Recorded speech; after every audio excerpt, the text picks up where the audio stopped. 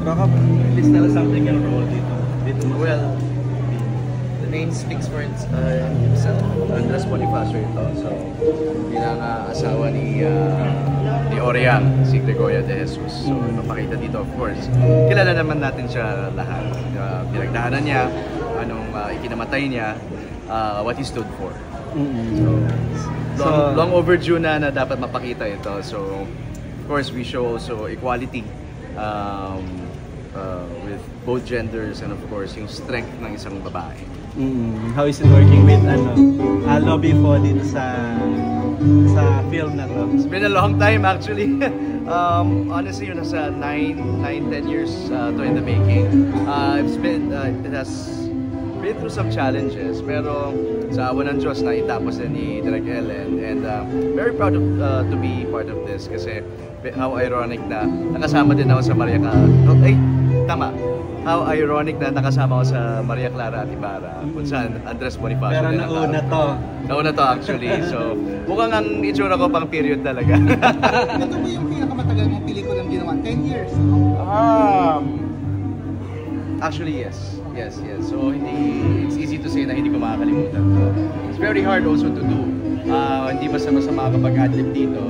And you have to portray someone important. So, everything had to be on point. Challenges you encounter? Challenges were definitely yung clothes, yung init, at yung salita. Hindi tayo ganito magsalita dati. So, yung nuances, kung saan nagpo-pause, very formal ang pagsalita. So, those were the things na pinantayan ni Direk Jeff and Direk Ellen. How was it like working with Romy, Paula on this film? 10 years ago and also parang this year? Itong last leg, halos hindi ko na sila nakasama. Well, si Lovie kasi nasa ibang bansa na. So, mas ako ang nagtapos ng pelikula and other cast.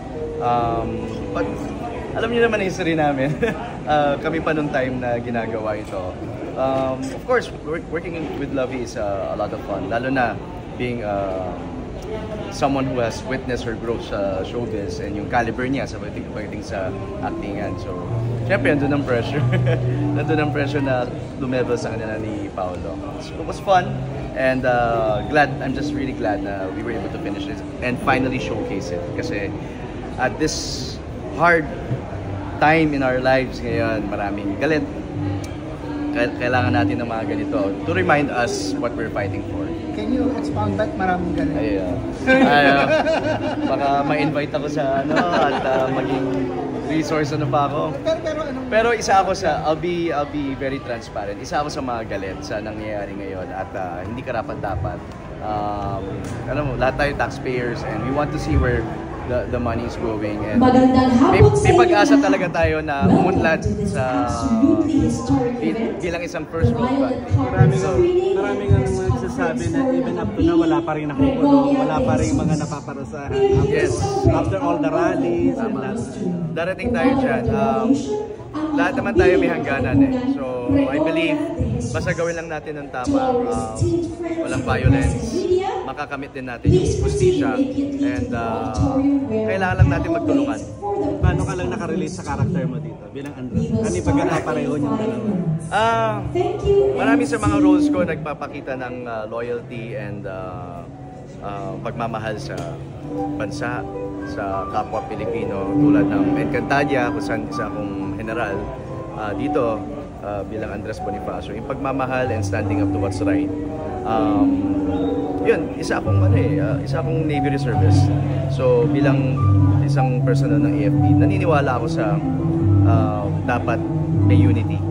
And hindi mangyayari yun kung hindi ka magle-lead by example. So, sa lahat ng makakaya kong powers para maging boses na mga kabataan lalo na ngayon, I will do it. And yun lang naman ang akin eh. We have to all lead by example. Huwag tayo maging corrupt, people will follow. Ano lang expect ng mga tao rito sa film na ito? Further understanding on what it's like to be nationalistic and wanting to have a better future. Dito, pinaglalaban natin ang independence natin, and I think this is what we need to fuel everything that we want to achieve. Please invite them. Yeah, matagal na po ito. Finally, it's coming out on behalf of Lovie and Paolo and yung buong cast, Cristina Pareño. Showing na po ang Lakambini sa theater. Please support, please understand, so we can all together know and fight for what's right. Thank you. Thank you so much. Thank you, boss. See you later. How are you guys? Rocco, how does it feel playing the role of Andres Bonifacio in this movie? Ayun, tulad ng sinabi ko kanina, pang period talaga yung itsura ko. Pero it's something na akala ko pagabag sa self-esteem dati na ay hindi ako mistizo, hindi ako I won't make it in showbiz. Pero yun nga, may mga projects na tulad nito. More than the projects, very meaningful yung mga experience ko. And of course, very important din yung project. So, very thankful ako ngayon sa features ko. Ano mga characteristics ni Andres Bonifacio na nag-portray mo na na-discover mo na? Siya yun talagang binulong ni Direk Ellen kanina.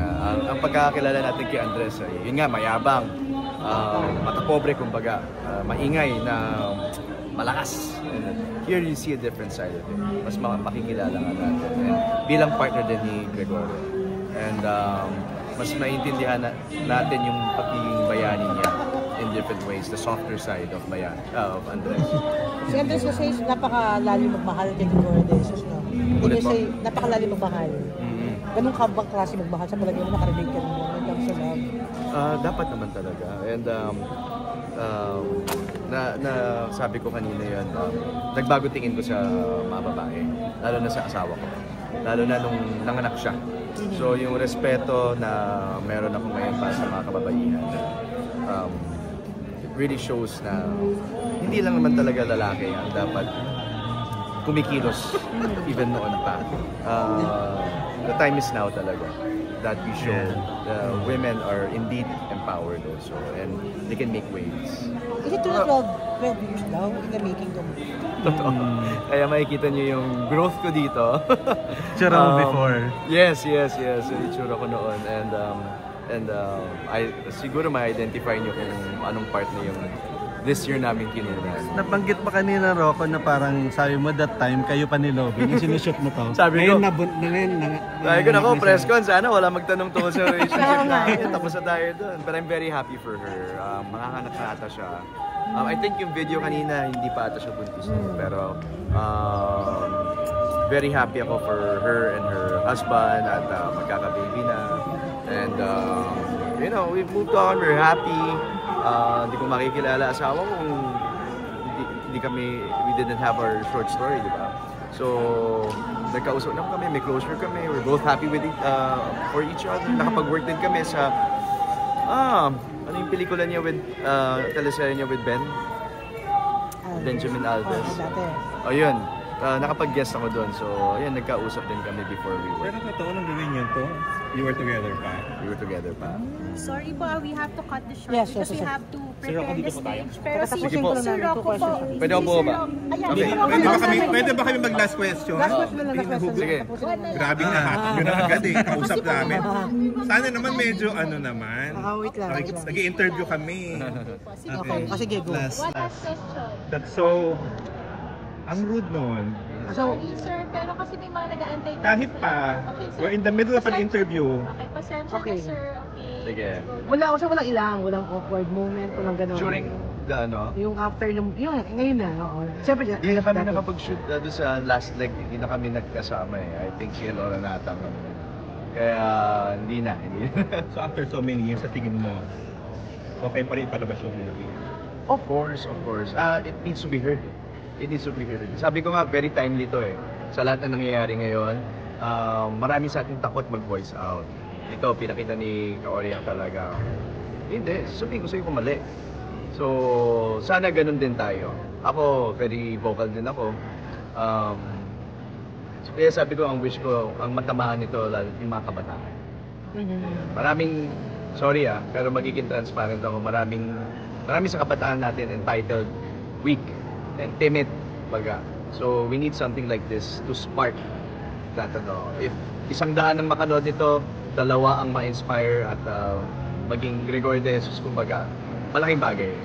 Invite ka na lang daw. Sa mga kapuso, sa mga kaibigan natin, kababayan, please come out and watch this with your friends and family. Isama niyo mga kabataan, mga kakilala niyong bata to watch this for them to feel nationalistic. We have a Gregorio de Jesus and an Andres Bonifacio inside all of us. Ilabas natin at damdamin natin pagkatapos panoorin ito. Thank you! Thank you, Bayala!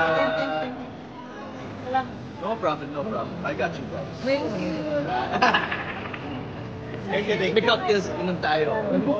Kasi naman si Ate. See you, see you. Actually,